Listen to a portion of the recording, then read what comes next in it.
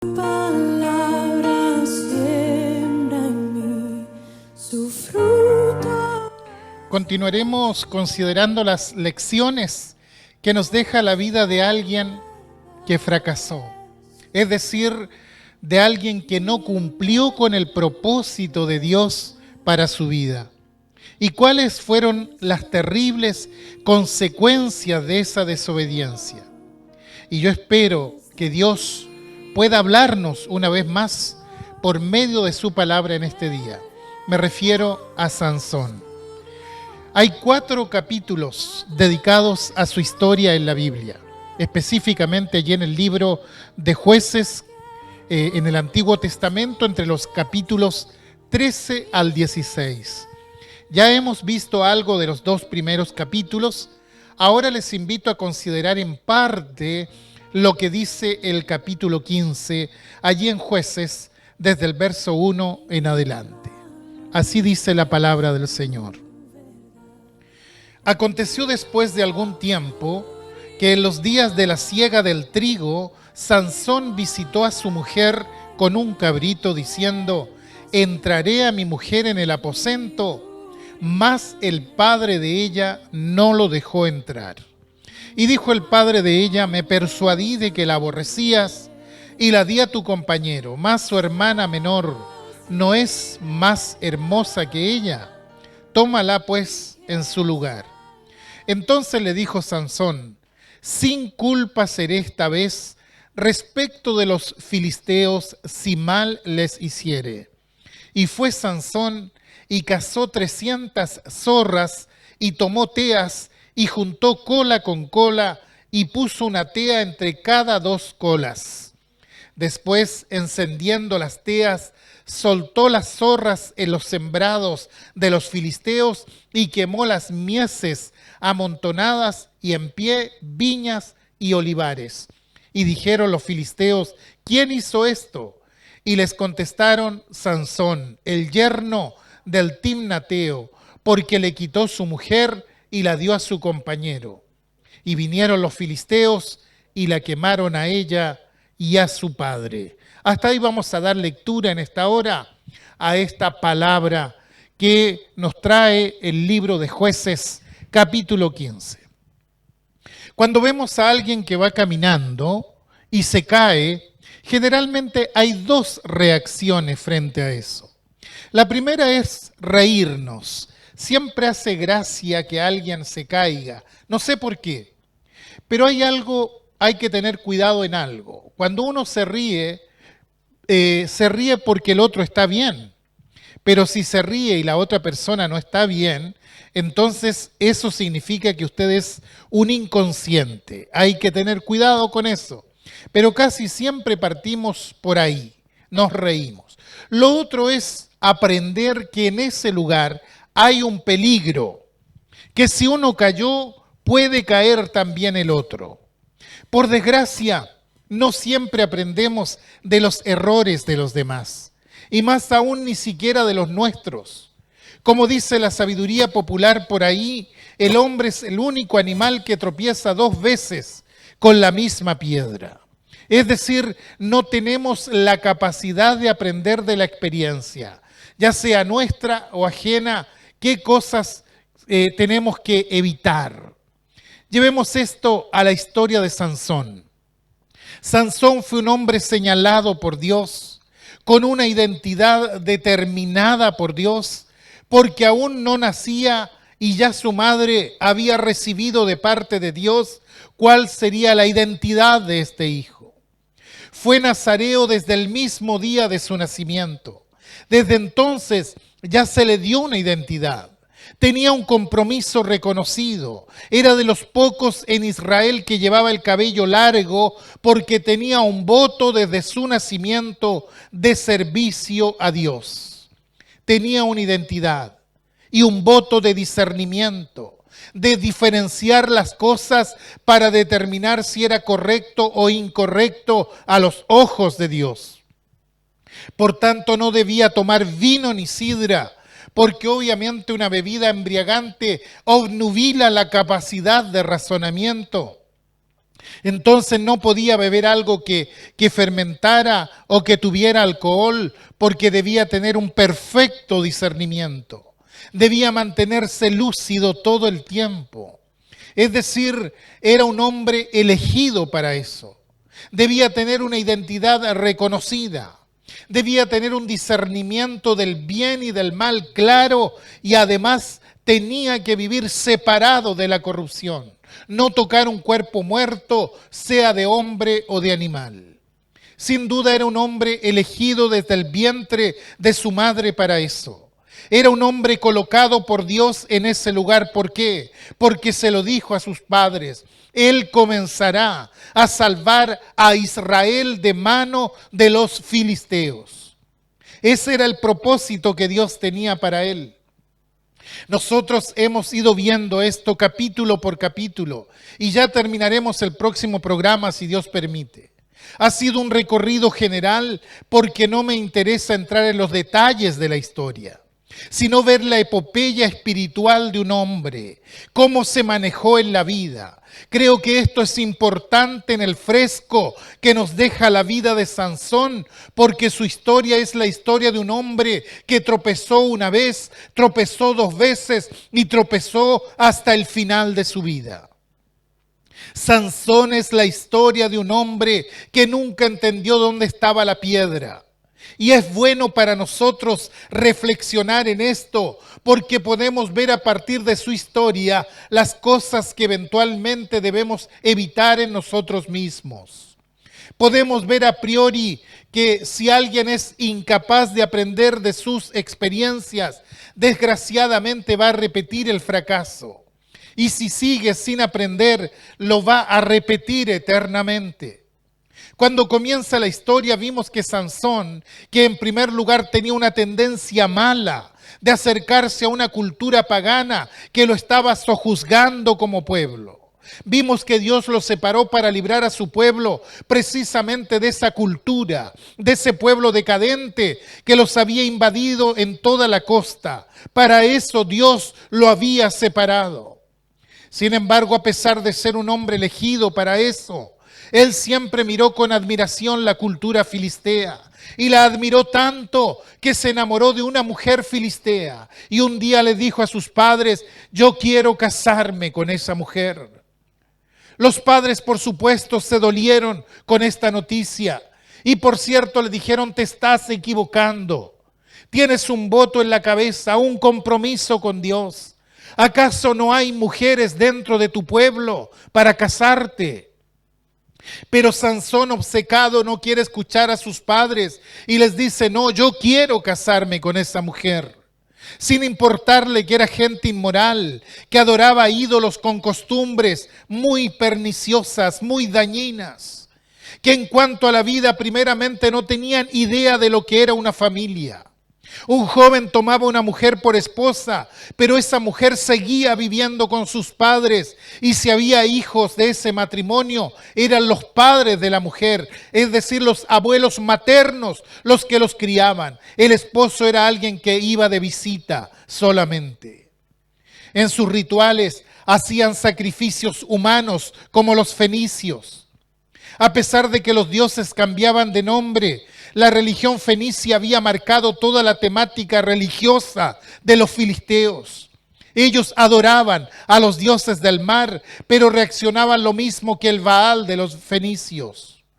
Por otro lado, habían llegado a esa tierra y habían invadido al pueblo de Israel. Y como hemos dicho, tenían una gran tecnología que era muy atractiva para ese tiempo, que era el manejo del hierro. Y eso hacía que Sansón, como hombre joven, mirara esa cultura y se deslumbrara frente a ella. Ahora, por cierto, él no supo manejar esa relación. Y como no supo manejar esa relación, Dios le dio una señal. ¿Quieres irte a casar con una filistea? Perfecto. Pero en el camino dice que le salió un león. Él estaba solo en ese momento. Se había alejado de sus padres por un momento y de pronto le sale un león joven Era muy común en ese tiempo, cuando uno pasaba de una tierra a otra, en ese campo de nadie que había entre las culturas enemigas, lo que se llama el territorio comanche en la jerga bélica. Y allí aparece una fiera. Y él descubre que Dios le dio una fuerza tremenda como para vencer esa fiera rápidamente. Es como si Dios le estuviera diciendo en aquella hora: mira, esto es lo que te doy, ahora vamos a ver qué haces. Él en ese momento debió haber dado la vuelta y volver a sus padres, volver a su tierra, volver a su cultura. Pero sin embargo, en lugar de volver, él siguió caminando hacia el territorio filisteo. Llegó allá y se casó con la mujer, y resulta que aún no terminaba la fiesta, que duraba varios días. Tuvo una desilusión tremenda con esa mujer y terminó muy mal su relación con ella. Quiere decir que tuvo una experiencia negativa, se desacomoda, se pone furioso y vuelve a casa de sus padres. ¿Pero qué creen? Podríamos suponer que aprendió la lección. Sin embargo, reincide, y lo que hemos leído en este capítulo es una reincidencia. Es decir, no le bastó con el primer tropiezo, no le bastó con el primer fracaso, no le bastó con todo lo que Dios le había mostrado. Estando en casa de sus padres, se acuerda de la mujer y se olvida de todo lo demás y dice: voy a volver. Y vuelve para buscar a su mujer con la que él se había casado. Cuando llega a la casa, sale el padre de la mujer y él dice: bueno, vengo a buscar a mi mujer. Y el hombre le dice: ¿sabes? Creí que no la querías, entonces se la entregué a otro hombre. Pero tengo otra hija menor si la quieres. Es más linda que la otra. Si quieres, cásate con ella. ¿Se da cuenta? Típico filisteo. Sansón fue humillado en esa hora, sin idea de familia, sin idea de moralidad, nada. Pero también tenemos la humillación de Sansón. Se imagina que su mujer fue entregado a otro hombre, y entonces ¿qué hace? Dice que se levantó furioso, y ocurre que en esa zona hay unos chacales que son chiquititos. Aquí se le llaman zorras, pero realmente son chacales pequeñitos, y estos animales siempre andan de dos en dos y son fáciles de cazar. Entonces fue Sansón y cazó una cantidad de estos animalitos, y como andaban en yuntitas, los unió de dos en dos y les encendió teas en sus colas. Por supuesto, frente al fuego, los animalitos salieron despavoridos por todos lados. Llevaban fuego en sus colas, se metieron en los sembrados de los filisteos e incendiaron todo el campo. Fue una reacción muy violenta por parte de Sansón. Ahora, ¿cómo llegó a eso? ¿Por quién fue guiado en ese momento? Sansón, al verse burlado por los filisteos, él tenía dos caminos, dos opciones. Él pudo haberse entregado al poder de Dios y preguntarle a Dios: ¿qué debo hacer frente a esto? O pudo haber cedido a la presión de su naturaleza pecaminosa y avanzar y destruir todo a su paso. Bueno, ya sabemos lo que pasó. Antes de consultar a Dios, antes de preguntar delante de Dios: ¿por qué me está pasando esto? Antes de analizar espiritualmente la situación, prefirió el desborde, lo que la Biblia llama la carne desatada, la ira humana. Santiago dice que la ira del hombre no obra la justicia de Dios. Él toma la justicia por sus manos y actúa legitimando su acción, porque después de todo, miren lo que me hicieron. Pero la justicia del hombre nunca obra la justicia de Dios. Él simplemente atinó a decir: ya que me han hecho esto, me vengaré primero y después me voy. Pero primero la venganza. Y en ese momento él se está entregando simplemente a sus impulsos humanos y se ha olvidado de que hay un Dios que es el que le dio la fuerza, el que realmente lo ungió en ese momento. Por supuesto que esto le trae descrédito en el pueblo, porque vienen los filisteos y le dicen a los israelitas: o nos entregan a este hombre o cortamos relaciones con ustedes. Ahora los israelitas, por supuesto que dependían de los filisteos. Dependían tecnológicamente porque no tenían hierro y las herramientas tenían que ir y afilarlas con ellos. Todo el pueblo de Israel iba permanentemente a estar en contacto con los filisteos porque tenían que comerciar con ellos y compraban las herramientas y las hacían afilar. Pero no copiaban la cultura, es decir, estaban allí, pero no copiaban esa cultura. Ellos sabían que tenían que vivir separados. Sansón, por el contrario, se acercaba y copiaba la cultura, se integraba dentro de la cultura, y ese fue el problema que tuvo, que tenía una lucha interior de esto es lo que Dios dice, pero esta es la tentación que tengo con esta cultura que está acá. Y resulta que esto es algo que nos pasa a nosotros también. Tenemos alrededor una cultura que es atractiva en todo sentido. Las luces de esta sociedad nos resultan atractivas, pero escúchelo bien, son atractivas, pero son destructivas. También traen su carga de destrucción y uno tiene que saber convivir con esta sociedad, convivir con la realidad sin hacer que la corrupción que está afuera nos afecte. Cuando el Señor oró por los discípulos, Él dijo, están en el mundo, no te pido que los saques del mundo, te pido que los guardes del mal. Porque ellos tienen que estar como yo estoy en el mundo. Es decir, nosotros tenemos que convivir con una sociedad decadente, que se rebela contra todos los principios que Dios ha establecido, que se rebela contra todos los principios morales y que se está rebelando contra los principios naturales de Dios. Pero se espera de un cristiano que sea guiado realmente por el Espíritu Santo de Dios. Y no por lo que la sociedad le está diciendo, no, sino por lo que hay dentro de él, esa tendencia hacia el mal. Dios permitió que Sansón llegara a esto, que comprendiera que su impulso y su naturaleza lo llevaban al desastre. Se lo dijo una vez y se lo va a decir una segunda vez. Vienen los filisteos y le dicen a los de Israel, lo tienen que entregar, de lo contrario vamos a cortar relaciones. Y el pueblo de Israel viene y encara a Sansón y le dice, ¿acaso no sabías que nosotros dependemos de ellos? Ahora todos estamos siendo perjudicados por tu actitud. Ahora quieren que te entreguemos porque si no lo hacemos perderá todo el pueblo. El propósito de Dios para Sansón era que salvara al pueblo de Israel y resulta que ahora no solo no lo está salvando, sino que está perdiendo a su propio pueblo. En vez de salvarlo, lo estaba hundiendo. Y dice Sansón, está bien, les propongo una cosa. Entréguenme a los filisteos, pero me tienen que prometer que no me van a matar ustedes. ¿Se dan cuenta? Le dice a la gente de su propio pueblo que le prometan que no lo van a matar. Podemos ver la rabia que había en la gente contra él. Entonces ellos le dicen, no, no te mataremos. Lo toman, lo atan y lo entregan a los filisteos.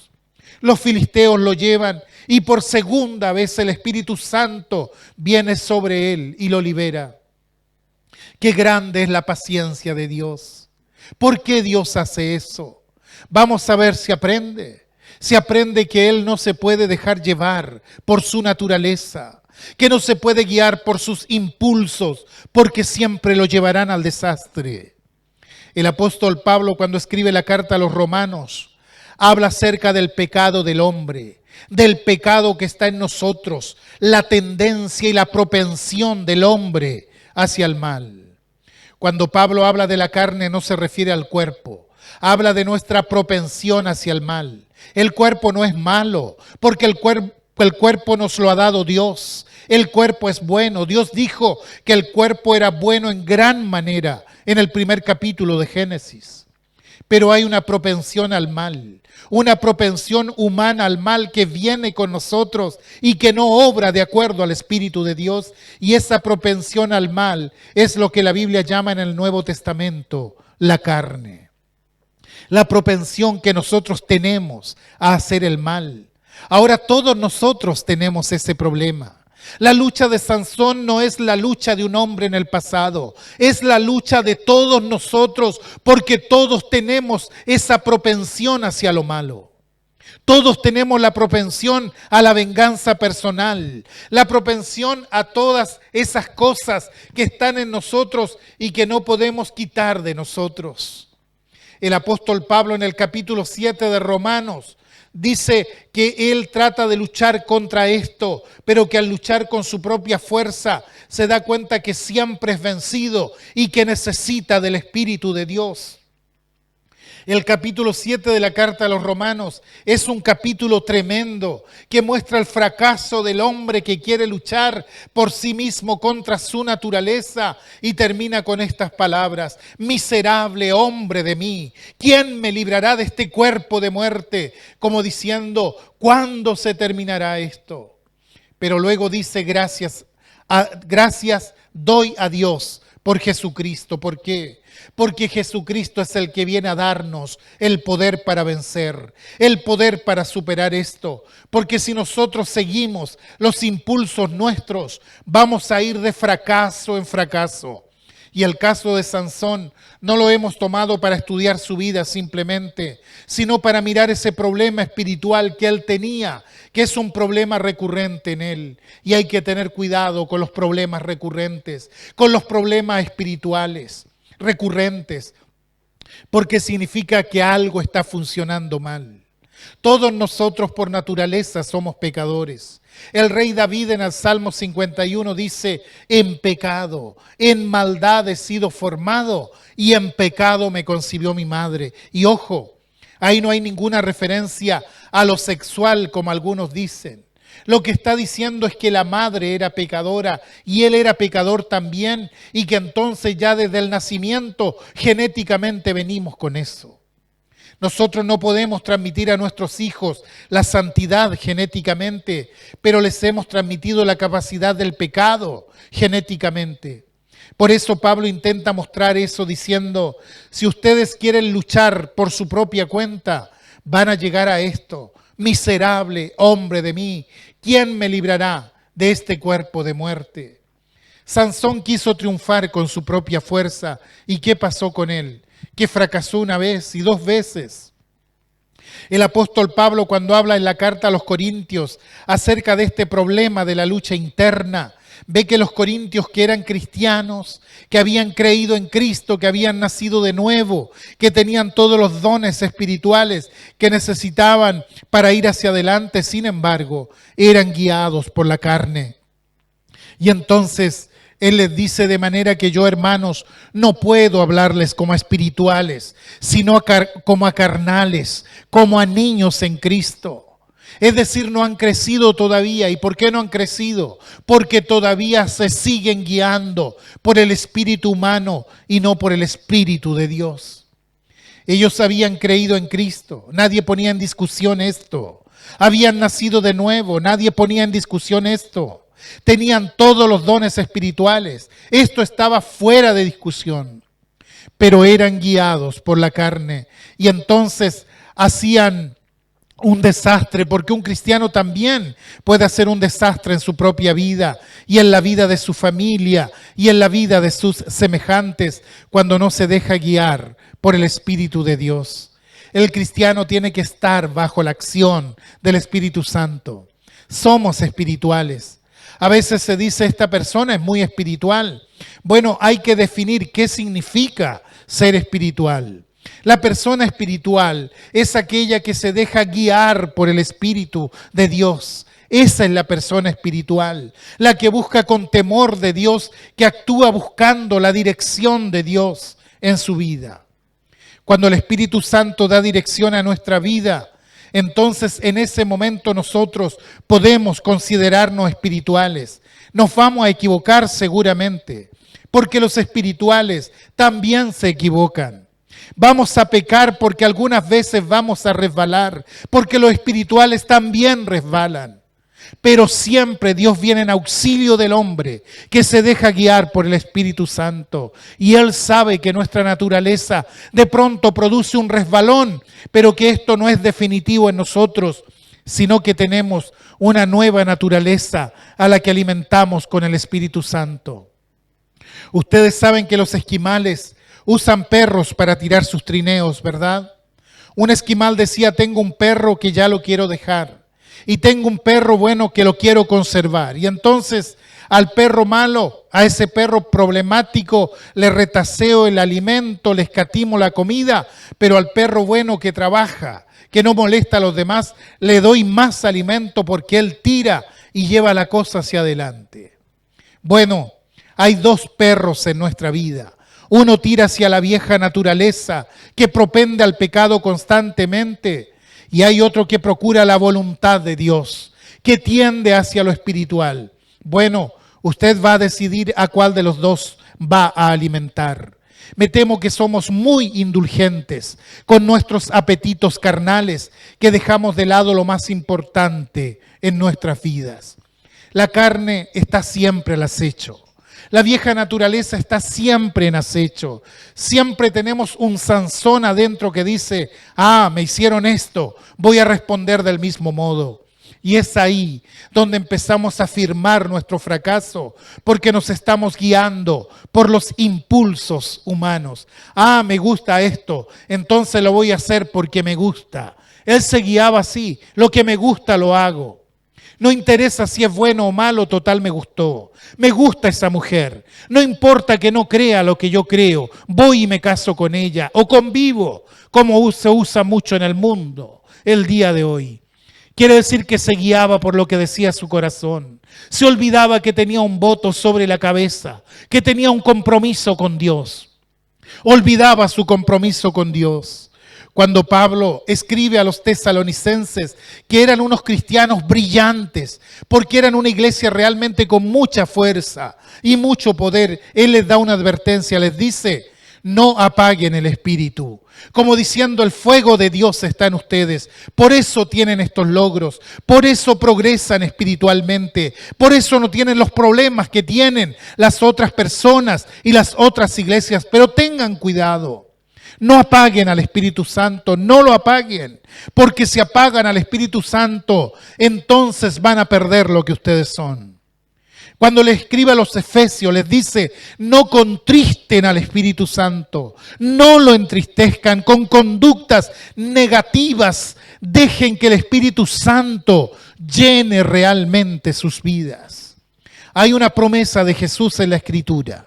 Una promesa maravillosa que dice que el que cree en Él, ríos de agua viva surgirán, manarán desde su interior.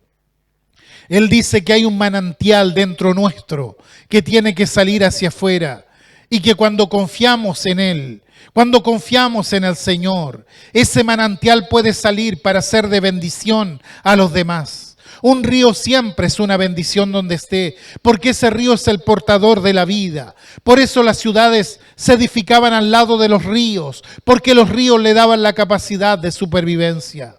Y dice el Señor, ríos, no río, ríos en plural, ríos de agua viva brotarán desde el interior. El agua viva es el agua que viene de la entraña de la tierra. No es el agua que está en el estanque, sino el agua de la entraña de la tierra. Es decir, el agua pura va a manar de la persona hacia afuera. ¿Qué quiere hacer Dios con nosotros? De cada uno quiere hacer un manantial de vida. Que donde estemos la vida del Señor se derrame a nuestro alrededor. Que donde estemos refresquemos el lugar. Que un cristiano sea aquel que refresque con aquella frescura que le da el Señor en su vida. Para eso tenemos que dejar que el Espíritu Santo actúe en nuestro corazón y en nuestra vida. Y para eso tenemos que aprender a obedecer a Dios. La obediencia es fundamental para que el Espíritu de Dios actúe en nosotros, en nuestra vida. El apóstol Pablo, cuando habla de la victoria del cristiano, dice, y tomen la espada del Espíritu, que es la palabra de Dios. Quiere decir que en mi vida diaria me encuentro con un gran enemigo que me vencerá a menos que tome la espada del Espíritu. Si no tengo la espada del Espíritu, que es la palabra, si desconozco lo que Dios quiere, no puedo clamar al Espíritu Santo, porque el Espíritu Santo trabaja a través de lo dicho por Dios. La espada del Espíritu es la palabra de Dios. La espada del Espíritu con la que me puedo defender es la palabra de Dios. El Espíritu Santo va a trabajar en nosotros en la medida en que estemos sujetos a la palabra de Dios. Y cuando nos sujetamos a la palabra de Dios, el Espíritu Santo empieza a trabajar. Cuando nos sujetamos a lo que Dios dice, el Espíritu Santo nos lleva de victoria en victoria. Cuando seguimos la carne, vamos de fracaso en fracaso. Por eso dice Dios, andad en el Espíritu y no satisfagáis los deseos de la carne, porque el deseo de la carne es contra el Espíritu y el del Espíritu es contra la carne, y estos dos se oponen entre sí. Tenemos una lucha constante, permanente, estará siempre mientras estemos en esta vida. Y el Espíritu de Dios nos va a querer llevar siempre al lado de la buena voluntad del Padre. Él nos ayudará a tomar el camino que debemos tomar. Dios nunca va a imponer su voluntad. Nunca le dijo a Sansón, aquí hay una barrera y no te voy a dejar pasar más allá. No. Le dijo, ¿quieres ir? Anda. Pero te advierto que vas a sufrir las consecuencias. Dios respetó el libre albedrío de Sansón. Que él vaya donde quiera. Yo advierto, yo muestro, yo señalo. Pero él tiene que aprender a manejarse. Y quiera Dios que todos sepamos manejar nuestra vida espiritual, depender del Señor y sepamos ser guiados por el Espíritu de Dios. Porque los que son guiados por el Espíritu de Dios, estos son hijos de Dios, verdaderamente hijos de Dios. Tu palabra